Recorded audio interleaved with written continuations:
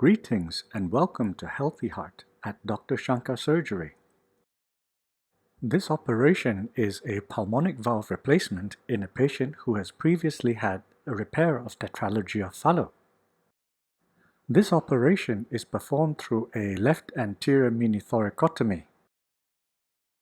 With the patient heparinized and already on cardiopulmonary bypass, the skin incision is deepened through the muscle layers to open into the chest through the intercostal space.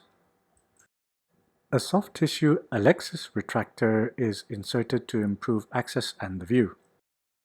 The lung is kept safely out of harm's way by packing the chest with gauze, seen here through the bottom half of the wound. Any adhesions that have resulted since the last operation are now divided. This allows unobstructed access to the intended site of the operation. And finally, a ratcheted retractor is used to further improve surgical exposure and access. With retractors in place and adhesions removed, we now enter the pericardial space and expose the pulmonary trunk. Owing to prior surgery in this region, the adhesions here may be very dense. Slow, gentle dissection will help to safely expose the pulmonary trunk.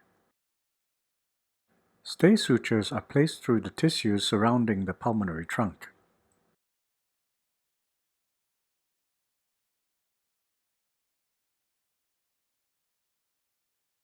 These sutures stabilize the pulmonary trunk, allowing it to be opened and entered in a safe and controlled manner.